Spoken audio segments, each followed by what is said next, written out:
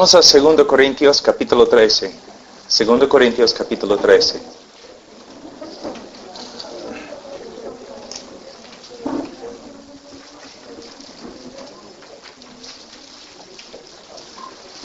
Nosotros sabemos que la iglesia acá, los Corintios,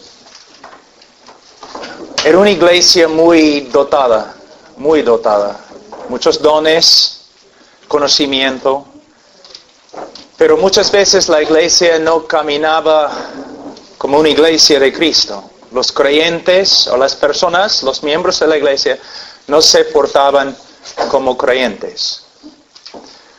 En la primera carta, Pablo escribe a la iglesia reprendiendo a muchos hermanos, a muchas personas que estaban dentro de la iglesia. Se enojaron un poco con Pablo. Algunos profetas falsos habían entrado en la iglesia enseñando a todos que Pablo ni era un apóstol. Entonces Pablo escribe la segunda carta para arreglar las cosas con la iglesia.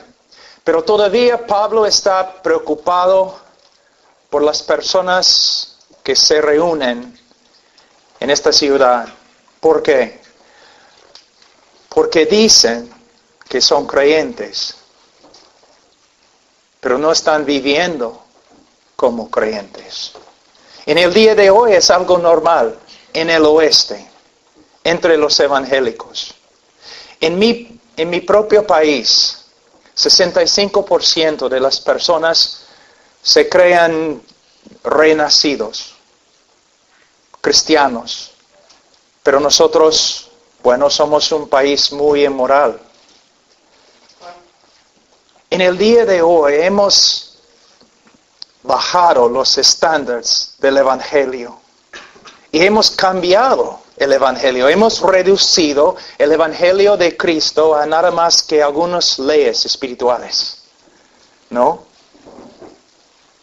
Hay personas que caminan en los Estados Unidos, Sudamérica, aquí en Europa, creyendo que son creyentes simplemente porque una vez en su vida tomaron una decisión, pero su vida nunca cambió.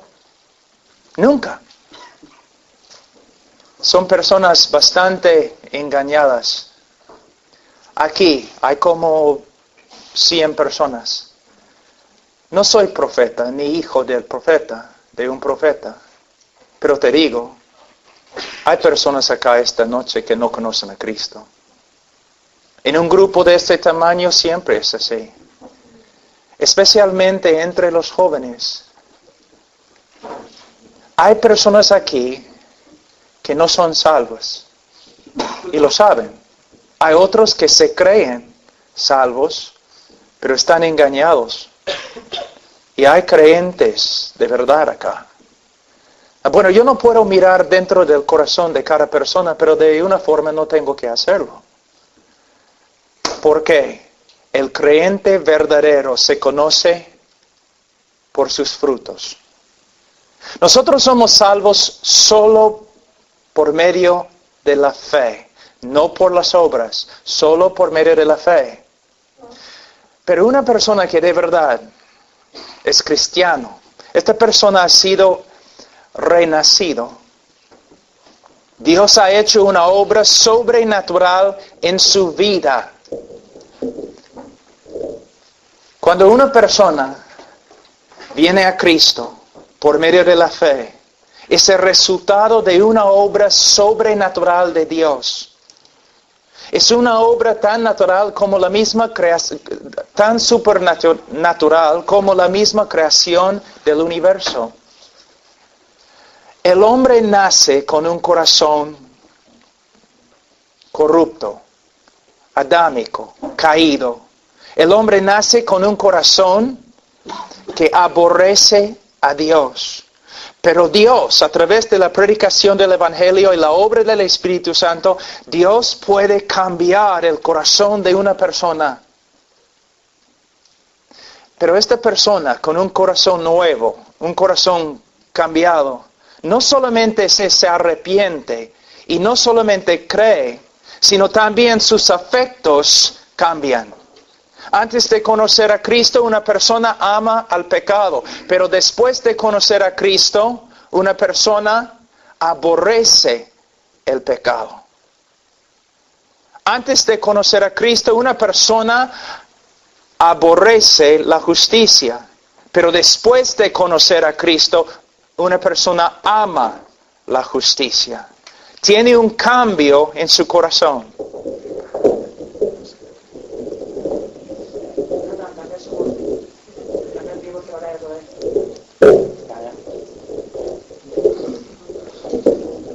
Amén.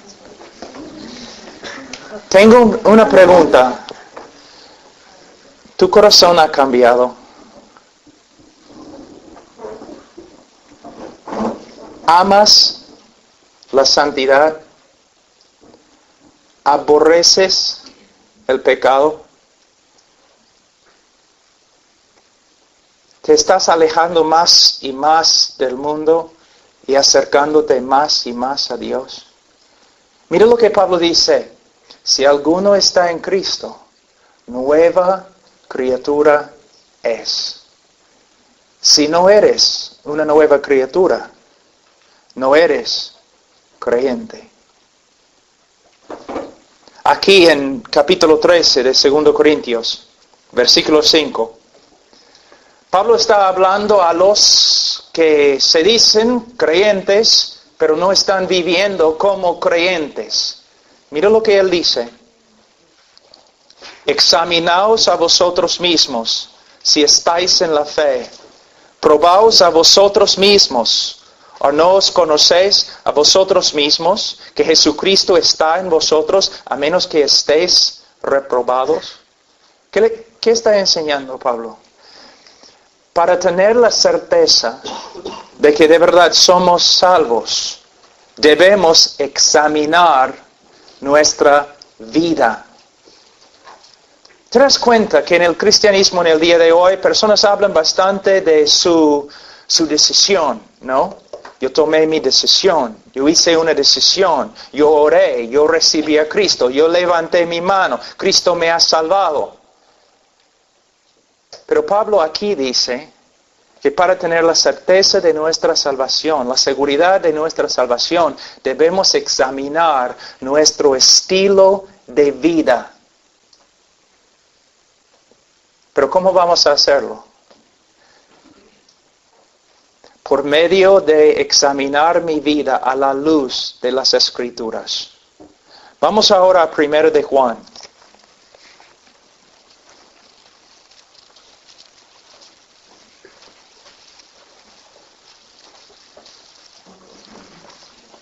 Primera de Juan, capítulo 5. Versículo 13. Primera de Juan 5, versículo 13. Estas cosas os he escrito a vosotros que creéis en el nombre del Hijo de Dios, para que sepáis que tenéis vida eterna y para que creáis en el nombre del Hijo de Dios. Estas cosas. Cuando esta frase se refiere a todo el libro de Primera de Juan. Y si estudiamos cuidadosamente el libro, esta carta, encontramos que esta carta consiste de varias pruebas.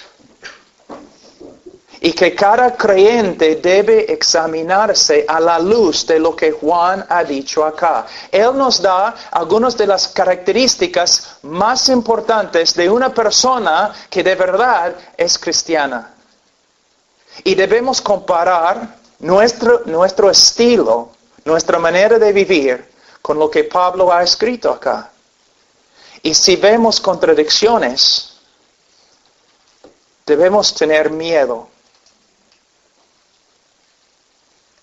De nuevo, yo no conozco a ustedes, pero en un grupo de ese tamaño, yo sé. Algunos de ustedes van a la iglesia. Aún saben cómo hablar como creyente. Pero cuando no estás en la iglesia, cuando estás con tus amigos, cuando estás a solas, tú no vives como creyente. Y no hay ningún deseo en tu corazón para seguir a Cristo de verdad. Tú estudias no las Escrituras, sino el mundo. Tú no quieres ser como Cristo, quieres ser como los demás en el mundo. Tú no aprendes de Cristo, sino aprendes de ellos.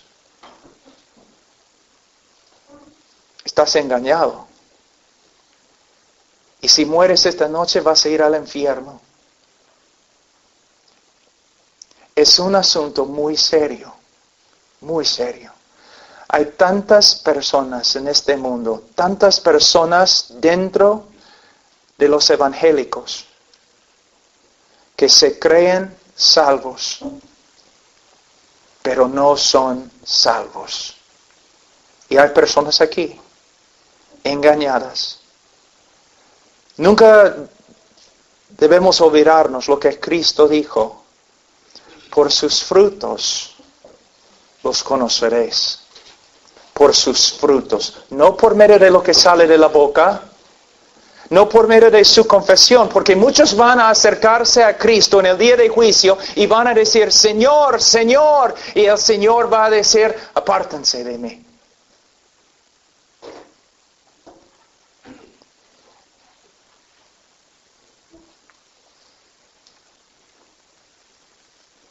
Nunca los conocí. Nunca. Mira, antes de examinarnos a la luz de 1 de Juan, vamos un ratito a Mateo. Capítulo 7.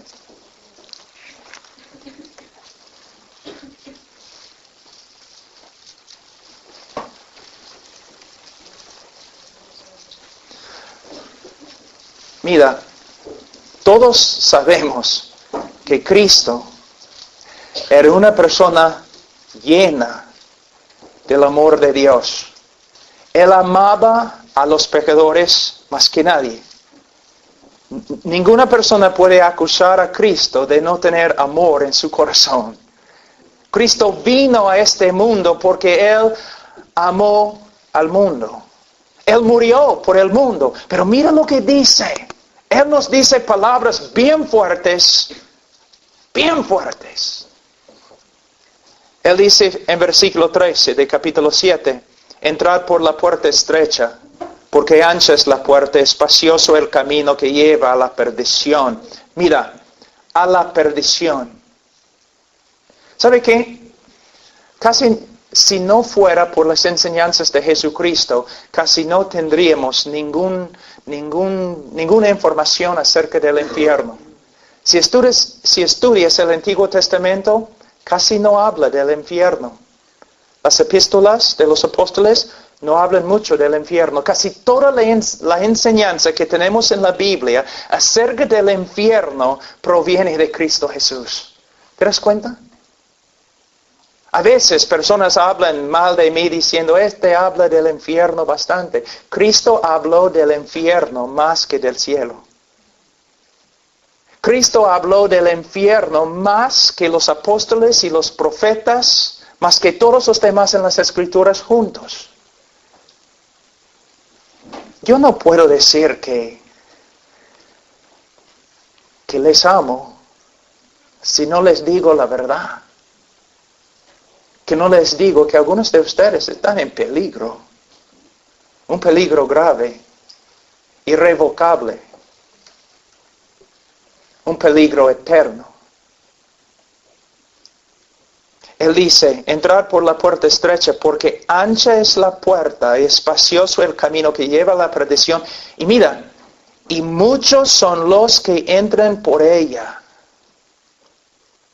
Porque estrecha es la puerta y angosto el camino que lleva a la vida, y pocos son los que la hallan. ¿Qué está enseñándonos? ¿Está enseñándonos que podemos ser salvos por medio de las obras? No.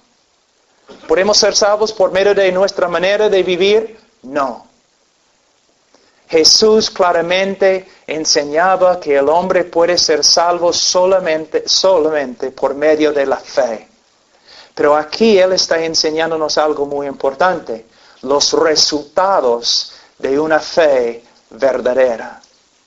Una persona que de verdad ha creído en Cristo para la salvación, no va a caminar en este camino espacioso, sino va a caminar en un camino bien marcado por la voluntad de Dios, por la palabra de Dios. En el día de hoy yo veo un problema muy grande. Hay cristianos que dicen, o se dicen cristianos, que dicen, amo a Cristo, Cristo es mi Salvador, pero ellos caminan como un estilo de vida en el camino espacioso. Viven como el mundo. No se nota nada de santidad en su vida, nada de separación, pero caminan en el mismo camino con el mundo. Y no sé cómo es en España, pero en Estados Unidos rara vez se encuentra un pastor que habla en contra de lo que están haciendo. No sé si temen a los hombres, que no quieren perder sus iglesias, no sé. Pero tenemos un montón de evangélicos que están diciendo, soy cristiano, pero viven como el mundo. Hablan de las cosas del mundo más que las cosas del Señor. Aman al mundo, se nota en sus caras, en su manera de vivir. Cristo dice que no. Una de las evidencias de que de verdad has creído en Él es que no vas a caminar como el mundo, sino que poco a poco Él te va a cambiar, te va a transformar. Él dice, ahora, versículo 13 y 14, es muy importante entender estos dos versículos en su contexto. Porque muchas personas piensan que Jesús está diciendo lo siguiente, que la mayoría de las personas en el mundo son ateos, agnósticos, otras religiones. La mayoría de las personas son así y van a ir al infierno. Pero hay un grupo pequeño que se llaman evangélicos o cristianos y ellos van a ir al cielo. Eso no es lo que él está diciendo. No. ¿Qué está diciendo? Él está diciendo, entre las personas que se dicen cristianos, entre las personas que confiesen mi nombre diciendo, Señor, Señor, entre este grupo, pocos van a encontrar el camino de vida. Yo puedo probar qué es lo que dice. Mira, estamos aquí, capítulo 7, mira lo que dice en 21. No todo el que me dice, Señor, Señor, entrará en el reino de los cielos, sino el que hace la voluntad de mi Padre que está en los cielos. No, mira, en hebreo, cuando quieres enfatizar algo, solamente repites la misma palabra. Por ejemplo, en Isaías 6, Dios es santo, santo, santo. Aquí, mira lo que está diciendo. No todo el que me dice, Señor, Señor. Cristo está diciendo, no todas las personas que enfáticamente claman, soy el Señor. Entre ellos, muchos no van a ser salvos. Los que confiesen que Cristo es el Señor, muchos de ellos no van a ser salvos. ¿Tu confesión de fe, quieres saber lo que vale? 0.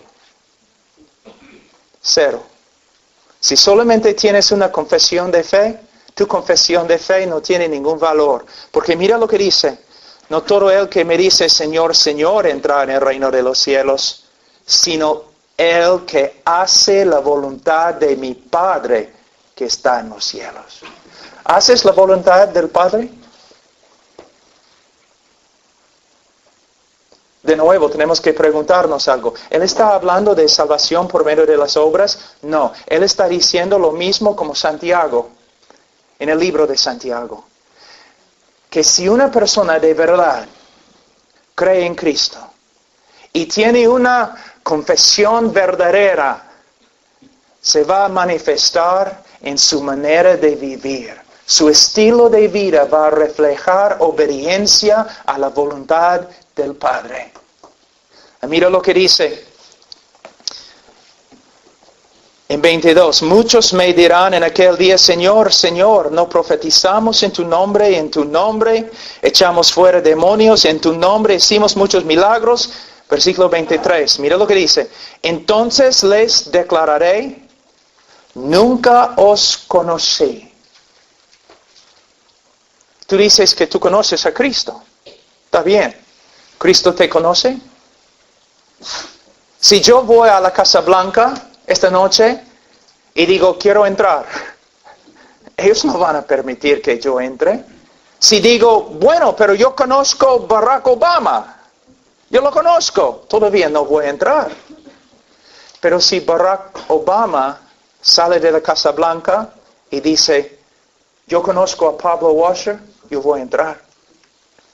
Tú puedes decir todo el día que tú conoces a Cristo, pero ¿Cristo te conoce? Y mira lo que dice. Entonces les declararé, nunca os conocí. Escucha, apartaos de mí, hacedores de maldad. Esta palabra proviene de una palabra griega que es muy importante. Anamas. A significa no. Namas. Ley. Sin ley. Lo que Cristo está diciendo, y escucha muy bien. Él está diciendo, apártense de mí, los de ustedes, que confesaban mi nombre como Señor, pero vivieron en la tierra como si yo nunca les hubiera dado una ley para obedecer. Muchos de ustedes, soy cristiano, pero ni saben lo que son las leyes de Cristo. No les importa. De verdad, no les importa. Cristo está diciendo, tú dices que eres mi discípulo, pero tú vives como si nunca te hubiera dado una ley para obedecer. Tú vives como quieres. Tú haces todo conforme a tus pensamientos. Todo conforme a la carne. Todo conforme a lo que el mundo está haciendo. Tú haces lo mismo, pero dices que yo soy tu Señor. Es una mentira. Apártate de mí. Algunos de ustedes en este cuarto, si mueren ahora, van a escuchar lo mismo. Porque tienen una fe que no produce ningún fruto.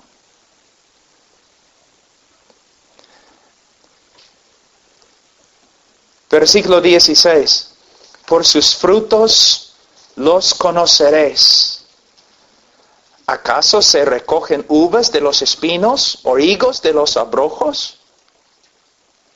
Así todo buen árbol da buenos frutos, pero el árbol malo da malos frutos. No puede el buen árbol dar malos frutos, ni el árbol malo dar frutos buenos. Todo árbol que no da buen fruto es cortado y echado en el fuego, así que por sus frutos los conoceréis. ¿Está diciendo que tenemos que tener obras para ser salvo? No. ¿Que tenemos que tener fruto para ser salvo? No. Él está enseñando que si somos salvos por medio de la fe, la evidencia de nuestra salvación va a ser los frutos. Entonces, ¿cómo podemos discernir si de verdad tenemos los frutos de un cristiano? Las características de un cristiano verdadero. Bueno, ahora, esta noche, vamos a comparar nuestra vida a lo que dice la palabra de Dios, para que tú mismo puedas juzgar. Les voy a enseñar las marcas, las características de un creyente verdadero. Y tú debes comparar tu vida a lo que dice la palabra. Y si estas características no se encuentran en tu vida, debes tener bastante miedo. Debes pensar, debes orar debes arrepentirte, debes venir a Cristo. Ahora, primera de Juan, capítulo 5 de nuevo. Mira, el propósito de esta carta. Cuando Juan escribió el Evangelio de Juan, en la parte final, él nos escribe el propósito de su Evangelio, para que todos crean que Jesús es el Cristo. Ahora en esta carta, él también nos enseña cuál fue su propósito en escribir la carta. Y él dice, estas cosas, el libro de Juan, primero de Juan, estas cosas os he escrito a vosotros que creéis en el nombre del Hijo de Dios, para que sepáis que tenéis vida eterna. Entonces vamos a empezar la examinación. Primero de Juan, capítulo 1. Él dice en versículo 5, este es el mensaje que hemos oído de Él y os anunciamos. Dios es luz y no hay ningunas tinieblas en Él. ¿Qué significa? Cuando la Biblia dice aquí, en 1 de Juan, que Dios es luz, bueno, sí significa que no tiene pecado, que es santo, pero más Juan está hablando de la revelación de Dios. Lo que él está enseñando es lo siguiente. Dios no es un Dios esotérico, oscuro, escondido. Dios nos ha revelado quién es y lo que Él espera de nosotros. Dios nos ha revelado su voluntad. ¿Ok? Vamos a seguir. Si decimos, versículo 6, que tenemos comunión con Él, si decimos que somos creyentes, si decimos que somos hijos de Dios, si decimos que somos cristianos y andamos en tinieblas, mentimos y no practicamos la verdad. Ahora, ¿qué está diciendo? Primeramente, la palabra andar proviene de una palabra griega, peripateo, que pateo significa caminar. Peripateo significa caminar por todos los lugares. El verbo también se encuentra en el tiempo presente, muy importante, significa continuación. Lo que Juan está enseñando es lo siguiente. Si decimos que somos creyentes, pero vivimos como un estilo de vida, ¿no? Vivimos de una manera que contradice lo que Dios nos ha revelado acerca de sí mismo, que contradice lo que Dios nos ha revelado en su ley. Mentimos cuando decimos que somos creyentes. ¿Me entienden? ¿Claro? ¿Mi español está bien? Si decimos que somos creyentes, pero nuestro estilo de vida contradice lo que Dios nos ha mostrado acerca de sí mismo y acerca de su voluntad, mentimos cuando decimos que somos creyentes. Ahora, hay que entender este pasaje. Él está hablando de un estilo de vida. ¿Qué significa? Si tú me sigues con una cámara así, clic, ¿no? Este tipo de cámara que toma solamente una foto, ¿no? Entonces tú puedes estar detrás de mí todos los días.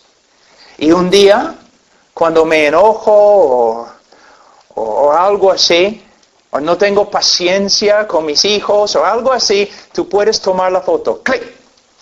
Y tú puedes decir a todo el mundo, basado en este texto, Pablo Washer no es cristiano.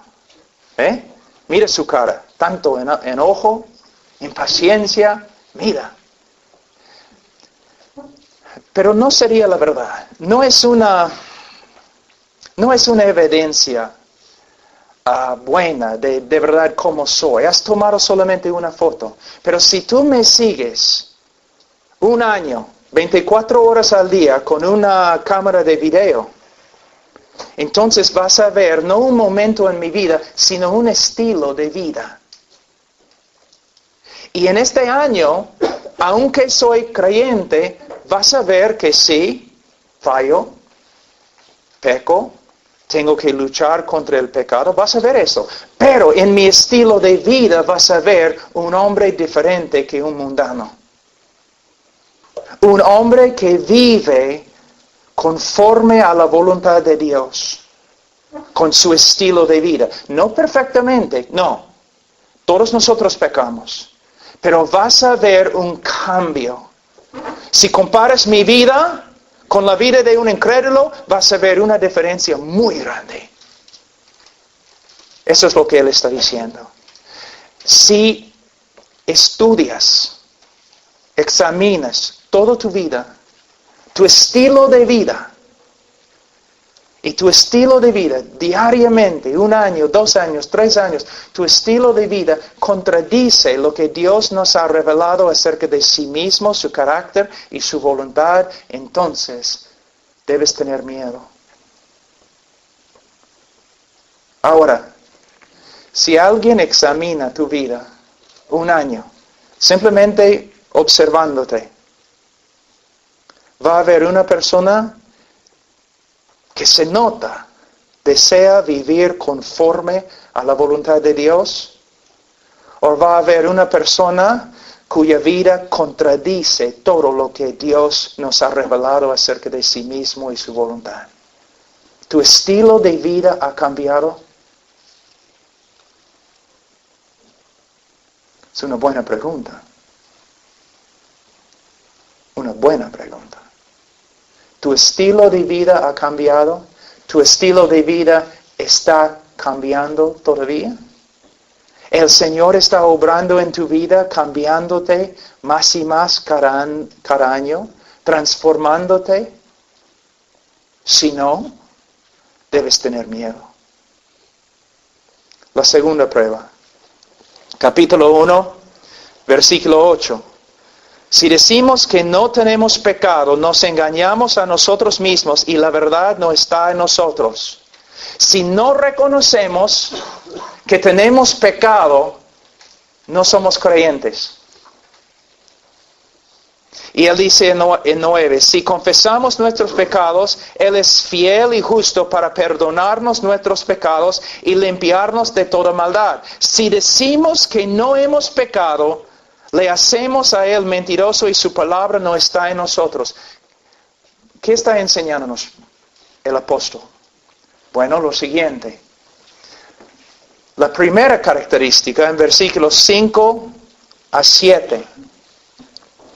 El creyente verdadero va a vivir un estilo de vida que poco a poco se conforma más y más a lo que Dios nos ha revelado acerca de sí mismo y acerca de su voluntad. La segunda característica de un creyente verdadero es, él va a reconocer el pecado en su vida. Él va a vivir una vida de arrepentimiento y él va a practicar la confesión. Un creyente es una persona de una forma quebrantada, que siempre está reconociendo sus fallas, arrepintiéndose de sus fallas y confesando sus fallas a Dios y aún a los hermanos. Es una persona que puede discernir cuando peca. Ahora, es interesante.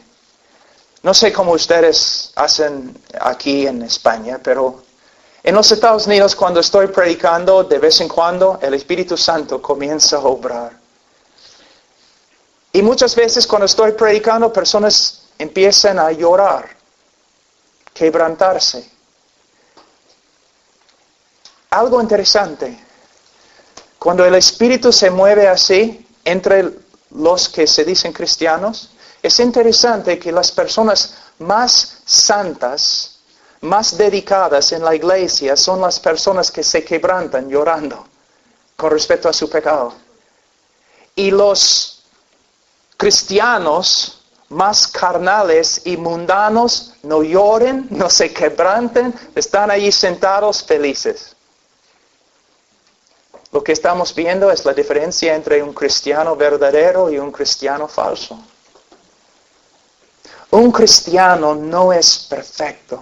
Un cristiano va a luchar con el pecado toda su vida. Un cristiano puede caer en el pecado, pero un cristiano no puede vivir constantemente, año tras año, practicando el pecado como un mundano, sin disciplina o sin quebrantamiento.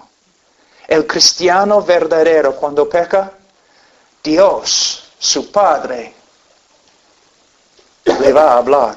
La palabra confesión, ¿sabe lo que significa?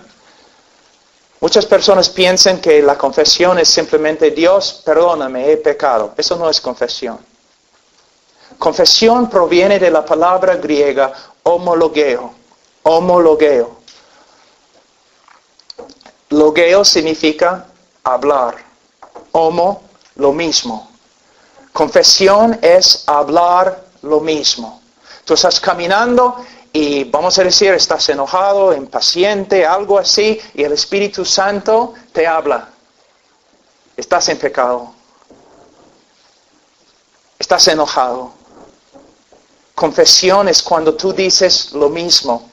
Tú dices, Señor, me has dicho que estoy enojado y impaciente. Señor, tienes razón, estoy de acuerdo contigo. Lo que tú dices de mí es verdad. Yo hablo lo mismo. Yo he pecado. Yo estaba enojado. Perdóname.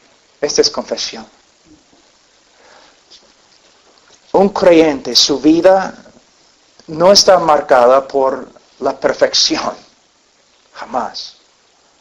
Pero sí está marcada su vida por una manera de vivir que es diferente que el mundo y tiene una relación diferente con el pecado. Cuando una persona viene a mí diciendo, Pablo, tengo una nueva relación con el Señor, yo siempre digo, ¿y tienes una nueva relación con el pecado? Porque si no tienes una nueva relación con el pecado, no tienes una nueva relación con el Señor. Bienaventurados los que lloran, que pueden ver su necesidad.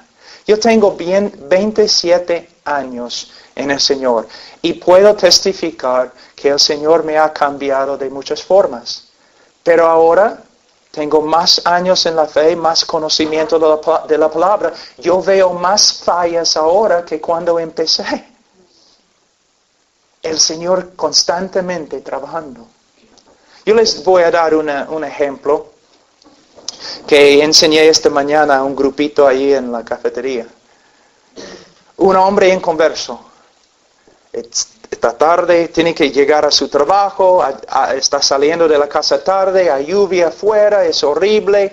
Y él está saliendo de la puerta con todas sus cosas y su esposa baja de la escalera y dice, oye, lleva la basura afuera también cuando sales. Y él comienza a gritar, oye mujer, tú puedes llevar la basura, yo tengo que ir a mi trabajo. Se enoja, habla mal a ella, todo lo demás, y sale a su carro totalmente justificado. Ella lo merecía. Él no puede ver su pecado, nada. Él va a su trabajo, tranquilo, está bien. Pero vamos a decir 6 meses después se convierte.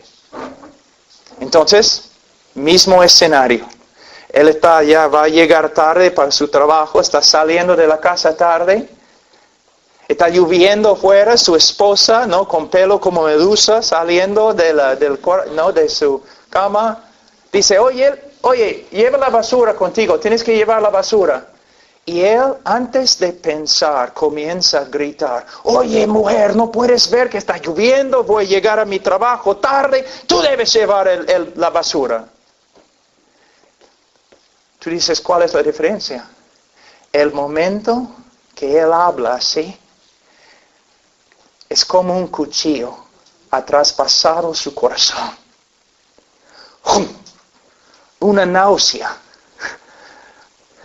Él sabe que ha hecho mal. Casi no puede respirar. pero quizás se endurece, ¿no? No quiere pedir disculpas, no quiere pedir perdón. Entonces sale al carro, pero sufriendo, bajo la convicción del Espíritu Santo. Sube al carro, está peleando, ¿no? No voy a pedir perdón. Llega a su trabajo, empieza a trabajar, no puede trabajar, ni puede pensar. Solamente él sabe que ha pecado contra Dios y ha pecado contra su esposa y no encuentra descanso o paz hasta que llame a su esposa y dice, mi amor, perdóname, he pecado. Y ella dice, no está bien, no está bien. Perdóname, necesito escuchar las palabras, perdóname. Sí, esposo, te perdono. Ya.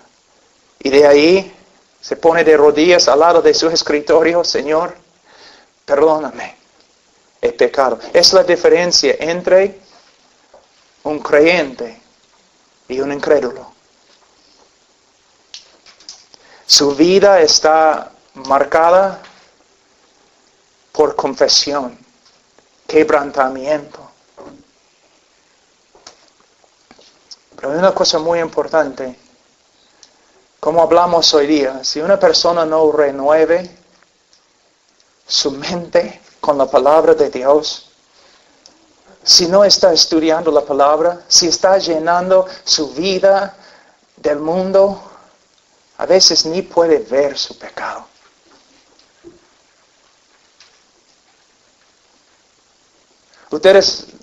Algunos de ustedes sí, pero la mayoría no sabe cuán difícil es predicar. Aún predicando, a veces digo algo y el momento que lo digo, yo sé que estaba mal. Y mientras estoy predicando tengo que pedir perdón. Y a veces tengo que dejar de predicar un ratito y pedir perdón de la congregación. A veces mis hijos, nosotros homeschool, estoy enseñando a mis hijos la matemática y después de 15 minutos mi hijo todavía no puede resolver el problema y estoy ahí impaciente. Y tengo que decir, oye hijo, he pecado contra ti, perdóname. Te perdono, papá. Ya, entonces voy a ponerme de rodillas acá. Señor, perdóname por mi impaciencia. El creyente peca, el creyente no puede vivir con su pecado. Porque el Espíritu Santo es fiel. Y Dios es un Padre muy, muy bueno que disciplina a sus hijos. Y la Biblia dice, si tú te dices cristiano, pero Dios no te disciplina, no eres cristiano. Una de las marcas más grandes del amor de Dios es que nos disciplina y no permite que nosotros, sus hijos, andemos en pecado. Ahora, otra prueba.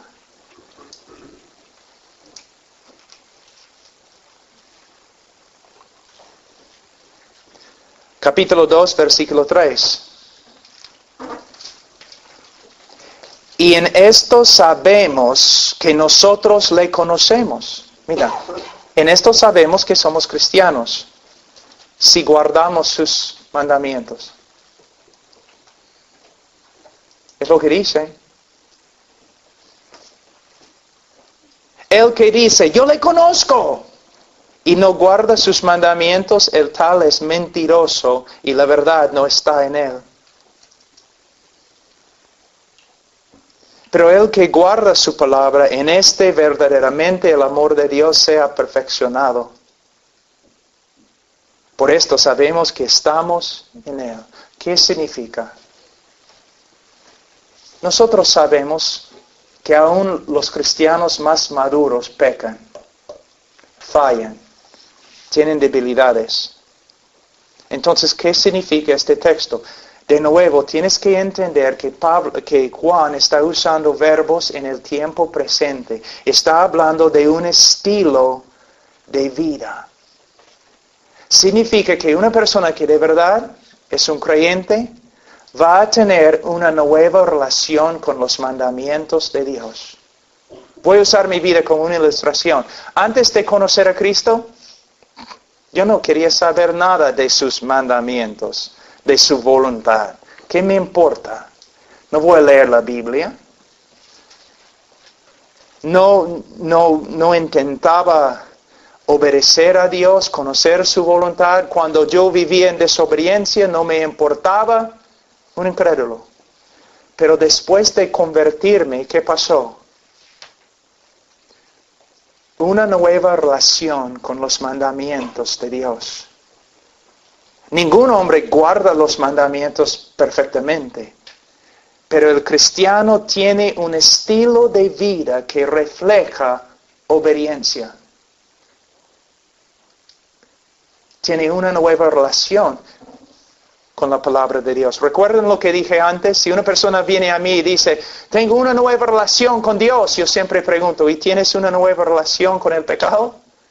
Pero también pregunto, ¿y tienes una nueva relación con su palabra, con sus mandamientos, con su voluntad? Algunos de ustedes saben exactamente lo que estoy diciendo, porque han experimentado lo mismo en su vida. Antes de conocer a Cristo, ustedes no se preocupaban por saber lo que decía Dios.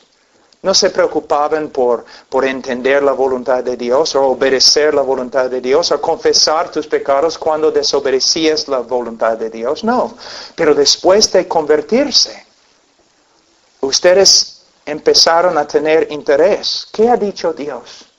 ¿Qué dice Dios en su palabra? ¿Cuáles son sus mandamientos? ¿Cuál es su propósito para mi vida? ¿Ves? Una nueva relación con la palabra de Dios. ¿Tienes una nueva relación con los mandamientos de Dios? La Biblia dice, para el creyente los mandamientos de Dios no son gravosos, son su deleite. ¿Los mandamientos de Dios son tu deleite? ¿Te esfuerzas para saber lo que ha dicho Dios? ¿O simplemente te crees cristiano porque vas al grupo de jóvenes? Y no eres tan malo como los demás. Otra prueba. Versículo 6.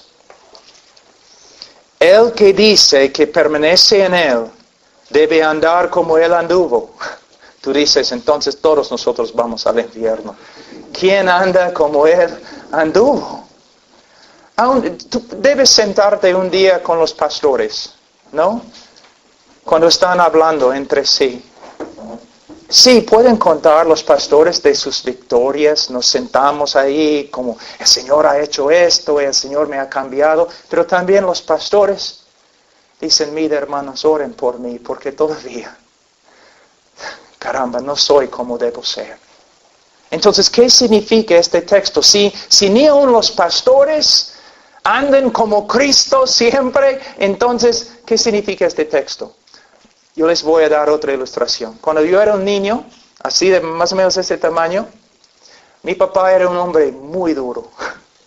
Y él, cada mañana, como las 5:30 en la mañana, él entraba a mi cuarto y me decía, Pablo, levántate, no hay descanso para los malos. Y mi papá era muy duro. Si él dice, levántate, tú debes levantarte. Entonces yo me levantaba y nosotros salíamos a dar alimentos a los caballos, a las vacas, especialmente en el invierno con la nieve. Y mi papá era un hombre grande y caminaba no así. Y yo como un niño, yo quería ser igual, como mi papá, ¿no? Entonces yo tenía un balde así con agua, llevando agua a los caballos, y mi papá, yo estaba tratando de caminar como él. Como una araña borracha o algo. No, cayéndome y todo lo demás. Pero mira, una persona viendo eso podría haberse burlado. Pero no había duda que había un niño que quería caminar como su papá. Se notaba. A pesar de su debilidad, a pesar de sus fallas, viendo la vida de este niño, no había ninguna duda. El niño quería ser como su papá. Es lo que significa este texto. Cuando una persona ve el estilo de tu vida. Esta persona va a decir, mira, esta persona, a pesar de sus fallas y todo lo demás, esta persona se nota. Él quiere ser como Cristo. Él quiere andar como Cristo. Él quiere reflejar la misma vida de Cristo. ¿Pueden ver esto en ti? Una pasión, un deseo de vivir, de caminar como Cristo. O simplemente van a ver una persona como cualquier otra persona mundana, incrédula.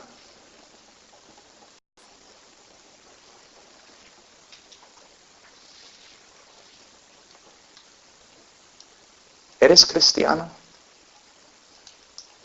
Otra prueba. Dice aquí, versículo 8.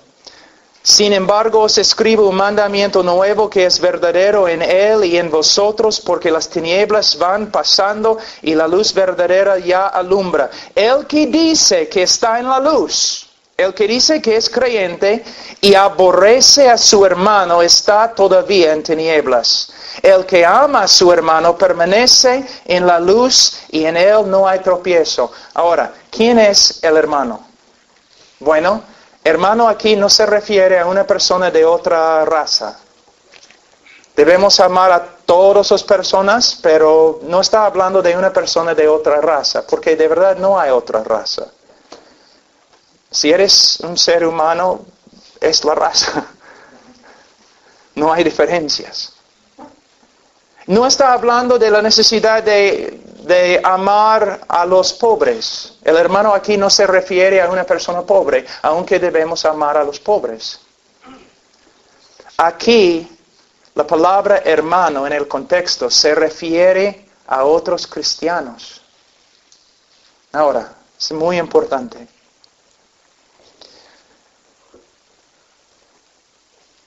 ¿Buscas comunión con otros cristianos para hablar de Cristo? ¿Buscas ser siervo a otros cristianos en el nombre de Cristo? Yo tengo que tener cuidado aquí porque muchas veces los jóvenes en los grupos en la iglesia, grupo de jóvenes, los jóvenes quieren salir juntos y todo, pero casi nunca hablan de Cristo. El momento que el servicio se acaba, salen a tomar un Coca-Cola o algo así, comer algo, pero no para hablar más de Cristo o la Escritura. ¿Tú hablas de Cristo solamente cuando estás en un grupo de jóvenes y tienes que hablar de Cristo? ¿Sales con tus amigos simplemente para conversar acerca de Cristo o la Biblia? ¿Quieres estar con otros cristianos muy dedicados para aprender de ellos? Yo recuerdo antes de convertirme, yo en un gimnasio de bastantes hombres pesistas, hombres bestias, ¿no? Y otro lado de la calle, una calle pequeña. Otro lado de la calle había una iglesia, la primera bautista de Brookport, recuerdo. Y cada miércoles en la noche, como las 6:30, los hermanitos comenzaron a llegar a la iglesia. Yo siempre bajaba todas las ventanas y subía el volumen de la música en el gimnasio con mi canción favorito, Highway to Hell, AC/DC. Solamente para fastidiar a los hermanitos. Sí. Yo no amaba a los creyentes. Yo me burlaba de los creyentes. Yo fastidiaba a los creyentes. Pero el día que el Señor me salvó, mis afectos cambiaron. Yo quería estar con creyentes, hablando de Cristo, comunión, compañerismo, ir a la iglesia, escuchar los sermones del pastor, una persona diferente. Yo voy a verles algo muy importante, que no solamente vas a aprender algo acerca de lo que significa amar a un hermano, también vas a aprender algo acerca de cuán peligroso es interpretar las Escrituras a la ligera. Vamos a Mateo.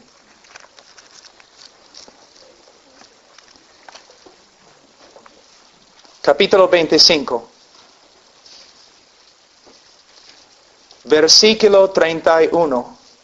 Cuando el Hijo del Hombre venga en su gloria y todos los santos ángeles con él, entonces se sentará en su trono de gloria y serán reunidos delante de él todas las naciones y apartará los unos de los otros como aparta el pastor las ovejas de los cabritos.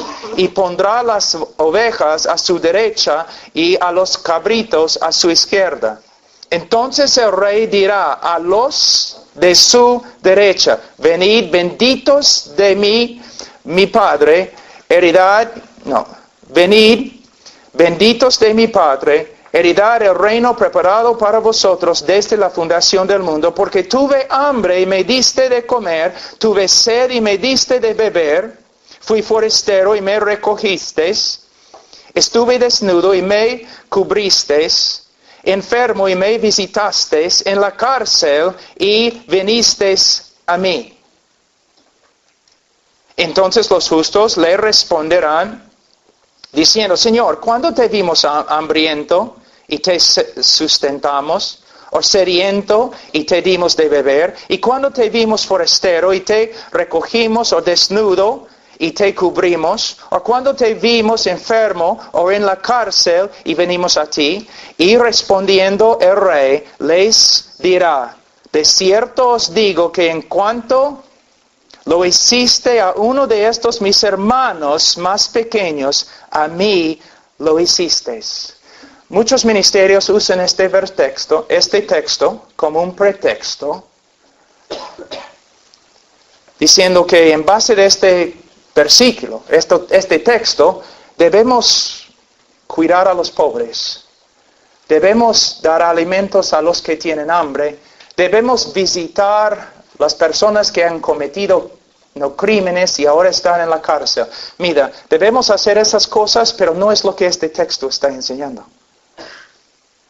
Jesús no está diciendo: mira, yo era un ladrón en la cárcel y me visitaste. Él no está diciendo: yo era un asesino en la cárcel y me visitaste. No. No. Él está hablando de una cosa completamente diferente. ¿Ves? Siempre tú has escuchado el texto interpretado así, ¿no es cierto? Pero lo que él está enseñando es algo completamente diferente. En la época de los primeros 3 siglos de la iglesia tenía que esconderse en Roma, porque era ilegal ser creyente. Entonces vamos a decir que nosotros somos creyentes como 20 y nosotros salimos al bosque para tener un servicio. Y como medianoche terminamos el servicio y cada uno de nosotros va por su camino a su casa. Y tú vas a tu cama, llegaste a la casa bien, estás durmiendo y de repente alguien toca a la puerta. Tú te levantas y es uno de los miembros de la iglesia. Oye, mira, cuando terminamos el servicio, 2 hermanos que estaban caminando por otro lado, los romanos los han capturado y ahora están en la cárcel. En esta época, si una persona estaba en la cárcel, no recibía comida, ni agua, ni ropa, ni medicina. Si los hermanos fueron capturados, probablemente los romanos los golpearon bien feo, quizás aún con un látigo, y están en la cárcel ahora, quizás al punto de morir, no tienen ropa, no tienen medicina, están sufriendo y necesitan comida y agua. Entonces los hermanos se reúnen de nuevo, como a las 4 de la mañana. Tenemos que hacer algo, los hermanos van a morir. Y un joven en la iglesia cristiano dice, yo voy. Y el anciano dice, está bien, joven, pero tienes que saber algo.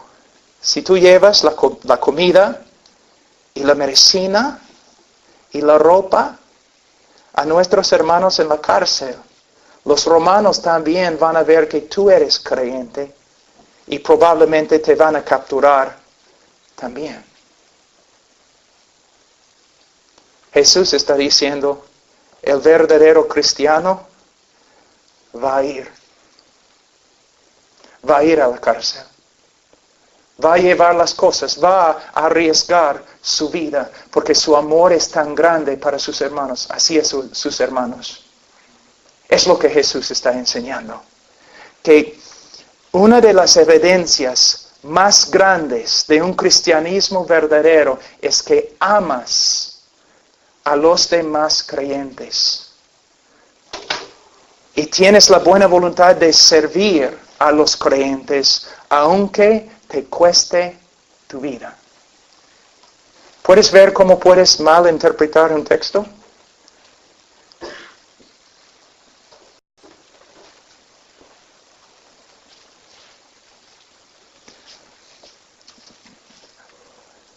Chicos, chicas, cuando ustedes salen para divertirse, ¿se juntan con otros cristianos para servir a Cristo? ¿Para servirse el uno al otro? ¿Para hablar de Cristo? ¿Qué hacen? A veces se juntan jóvenes una noche en la casa de alguien solamente para tener un tiempo de adoración. Salen juntos a testificar.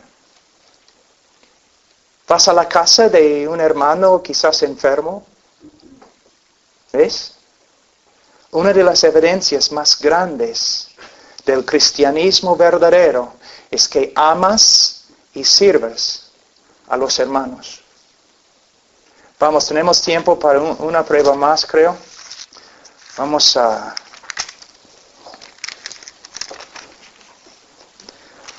Primero de Juan, capítulo 2. Versículo 15. No améis al mundo, ni las cosas que están en el mundo. Si alguno ama al mundo, el amor del Padre no está en él. Porque todo lo que hay en el mundo, los deseos de la carne, los deseos de los ojos y la vanagloria de la vida, no proviene del Padre, sino del mundo. Y el mundo pasa y sus deseos, pero el que hace la voluntad de Dios permanece para siempre. ¿Amas al mundo? ¿Qué es el mundo? Siempre estamos hablando del mundo. ¿Qué es el mundo? El mundo es cualquier idea, sistema, obra, acción, teoría, cualquier cosa que contradice la voluntad de Dios. Les voy a dar algunos ejemplos. Un hombre que trabaja para enriquecerse. No para la gloria de Dios, no para servir a otros, solamente para enriquecerse. Está viviendo, está amando al mundo. Un chico, una chica sensual, que se viste para atraer a los demás. Mírame como soy. Es una cosa mundana. Orgullo. Independencia. Buscando fama. Es el mundo. Casi todo, miren solamente las personas fuera de la iglesia. Y algunos dentro de la iglesia. ¿Están buscando a Cristo? ¿Están buscando las cosas eternas? No. Están buscando las cosas del mundo, el materialismo. Jóvenes, la generación, creo que venía antes de ustedes, sufría, ¿no? Pero la generación de ustedes es una generación materialista. Quiere cosas, una vida fácil. El mundo. Amas al mundo. Algo muy importante en versículo 17. El mundo pasa. Esta palabra, en griego, su voz es, ¿cómo se dice en castellano? Middle voice. Voz media. O es un verbo con voz pasiva. Que el mundo pasa puede significar que simplemente el mundo está pasando. Pero podemos traducir este texto que el mundo, que alguien está detrás del mundo, empujando al mundo para que se pase. Y esta persona es Dios. Dios está detrás, moviendo el mundo a su destino final, la destrucción. Él está empujando con su soberanía al mundo. Y si estás viviendo para las cosas de este mundo, estás viviendo para cosas que no van a permanecer. Como dije ayer, tu juventud, ya, 5 o 6 años más, chao. Tu fuerza, tu belleza, chao. Bienvenido al club de los ancianos. Así.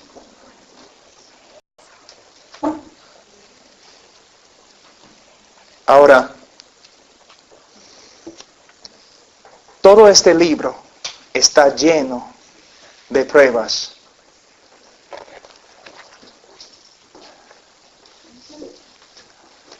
Algunos de ustedes tienen que despertarse. Están jugando con el cristianismo. Se dicen creyentes. Viven como mundanos. Con deseos de un mundano. Estoy hablando de ti. Arrepiéntate. Y cree en el Señor Jesucristo. Y serás salvo. O quizás hay algunos cristianos, pero de verdad son cristianos, se nota por su fruto, pero están comenzando a extraviarse un poco.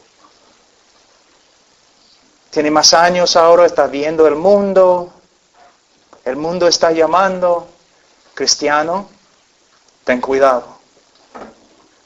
Debes dejar al mundo a un lado y volver a tu Padre y caminar a su lado. ¿Dónde estás esta noche? ¿Creyente? Incrédulo. Tú dices, bueno, pero tú no puedes juzgar mi corazón. He demostrado que no tengo que juzgar tu corazón. Solamente tengo que observar tu vida. ¿Cómo vives? ¿Hay fruto? ¿Hay fruto? La salvación es solo por medio de fe. Pero como Santiago dice, aún los demonios creen. Y son más piadosos que la mayoría de las personas en una iglesia evangélica, porque creen y tiemblan. Muchos de los evangélicos solamente dicen que creen y no tiemblan.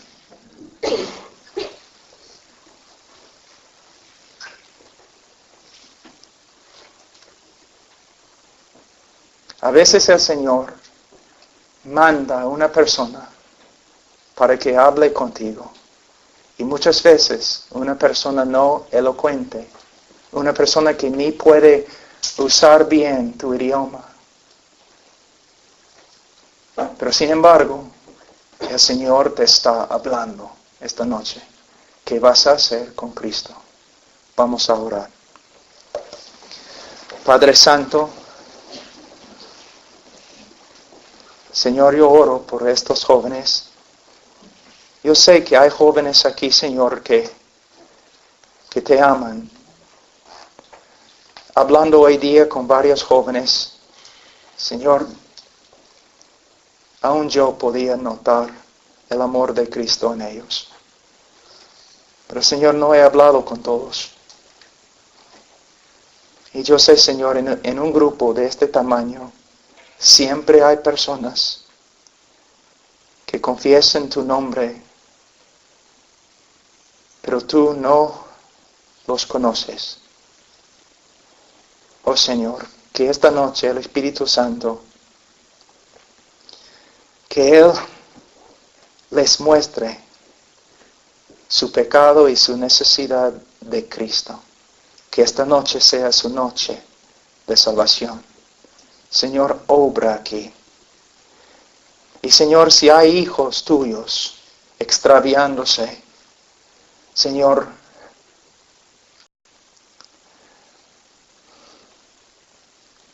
dales el temor de Jehová. Hasta que tengan, Señor, miedo y que vuelvan a ti, a su Padre.